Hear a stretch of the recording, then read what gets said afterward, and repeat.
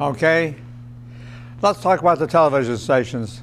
There's a lot of stories going around about how the Johnsons acquired their television permit in Austin, Texas. Let me give you some background on the subject. It's been very complicated. It wasn't an easy decision for people who were pioneers. When television emerged from the laboratories, the business community decided whether or not it was going to be viable, whether to make investments in it. You have to understand that the laboratories had experimented with television for about 3 or 4 years on a technical basis, and now everybody was ready for the commercials. In order to have a television signal, you had to have place in the spectrum. There wasn't enough room in the spectrum to take care of everybody who was working on the television laboratories. Let me explain that for you. You need a place in the spectrum. There was an area called VHF, very high frequency. RCA was experimenting with television, and they were using channels in the VHF.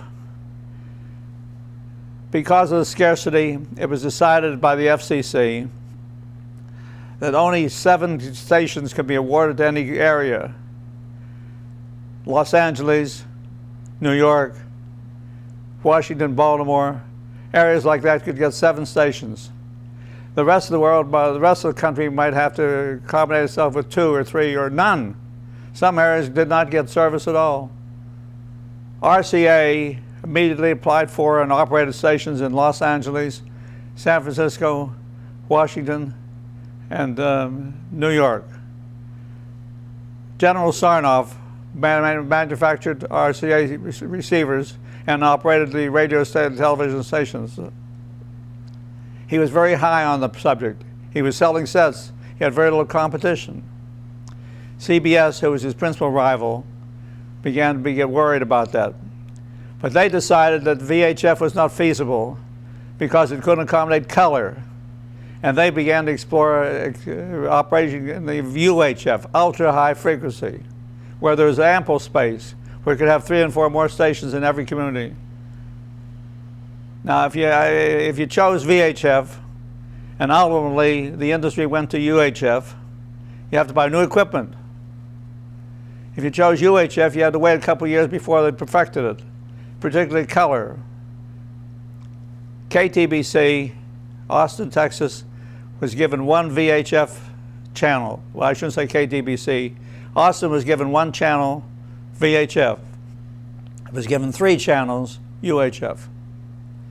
Now, a decision had to be made. Are we going to apply for UHF where there are 3 channels and the possibility of color, although no sets are being made yet, or are we going to apply for the only VHF where the RCA was making receivers as other companies were doing the same?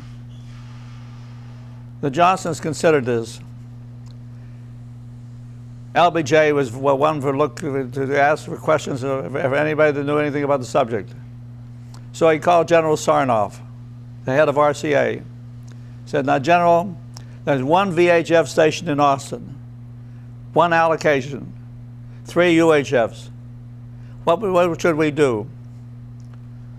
Sarnoff said, apply immediately for the VHF. Nobody else is doing it. The sets will be available immediately.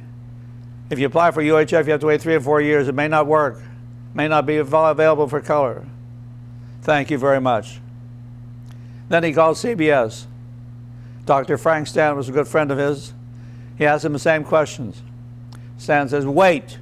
We at CBS are waiting. We expect color to be the ultimate ultimate service for television. So why don't you wait? We have no hurry about it. Johnson was impressed by that. We'll wait. My opinion was we should immediately apply for the VHF in Austin. There was no competition. Incidentally, 3 different groups were applying for the UHF. So if we came in for a UHF, we'd have a hearing to decide which of the 4 would be chosen, the 3 outlets. I believe we should apply for the VHF. There was no competition for it. The set of service was immediately available. RCA was behind it. It would be a monopoly in the community. Additional stations were in Dallas, San Antonio, Fort Worth. There's no competition from them. I presented my views. I prepared the papers. Johnson said, no, we're not going to do it. Periodically, I would have lunch on Sundays with the Johnson family. We would talk about the business of the company, the future of the radio television business. And so the deadline was coming for filing for the UHF or VHF. The commission had imposed a freeze. If you didn't get your application in by a certain date, you were out of the running. The deadline had approached. We were at breakfast. I waited for an apprecious time and I said, Lady Bird, Senator, time has come to make a final decision. We can't wait any longer. I urge you to file for the VHF. There's no competition. You have immediate service. Sets are available. Yes, said the senator. That's all true. But in 2 or 3 years, they may drop the VHF and everybody will apply for UHF, and I'll have to buy brand new equipment. We don't have the money. We can't afford to take the risk. I made my arguments as best I could. He took his napkin, threw it down on the table. Marks, how many times did I tell you we are not going to apply for VHF in Austin, Texas? Now that's it. There was silence. Lady Bird looked at him and said, Lyndon, it's my money. I want to do what Leonard has asked me to. I want to file for VHF. If you wish to, go ahead, I'm through. He walked out of the room.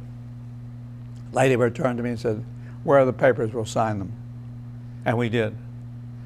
We didn't have enough money to finance the deal, but true to expectations, we applied for the only channel, the only VHF channel. There was no opposition. The FCC granted the permit, and then the banks were willing to lend us the money. And that was how VHF started in Austin, Texas. Now, the 3 UHF channels were applied for by 3 different groups. They too applied for their applications. They were granted at the same time. But they didn't build. There were no sets. The prediction that General Sarnoff had made was accurate. All the business went to the VHF because the sets were available. And so the UHFs, the 3 groups were there, did not apply for quite a while. Eventually, at present time, all those channels are now in use. But the only channel for VHF is in Austin, Texas, because nobody else wanted it. That's it. Now let me explain to you something about the television business. It was a growing business. It required tremendous amounts of capital. Once the channel was granted to an applicant, it wasn't hard to get the money. Banks were willing to take the chance. Manufacturers were willing to help subsidize the sale of receivers. And that was a bonanza that everybody was looking for. And we were lucky enough to be in on that. Politics had nothing to do with it. General Sarnoff's advice was right. CBS was wrong. They had to wait for their opportunities. Because they had delayed in filing for VHF, they ultimately had to buy channels in other communities like New York, it was Chicago, San Francisco, and the like. It was an exciting story. Somebody made a mistake at the highest echelons at CBS, in my opinion. Somebody could have made a mistake had we followed that advice. Fortunately, we didn't. We filed for VHF and were successful in getting it. That's it. That's perfect. You're nice to say that. I hope it's true. Okay. You might ask about what the situation is today. Because of cable, because of the onset of UHF, VHF sets, there are 4 channels operating in Austin. 3 UHFs, 1 VHF. You can't tell the difference, except if you don't have cable, the range of a station VHF is greater than that of UHF. In other words, a smaller area is covered by UHF. But if you're in the smaller area, you don't know the difference between VHF and UHF. However, if you want to look at the market, VHF still sells for more than UHF because there are a greater number of sets and the coverage is greater. It's a complicated story, but a fascinating one. If you guess right, you're a winner. If you guess wrong, you're the loser. That's it. Great.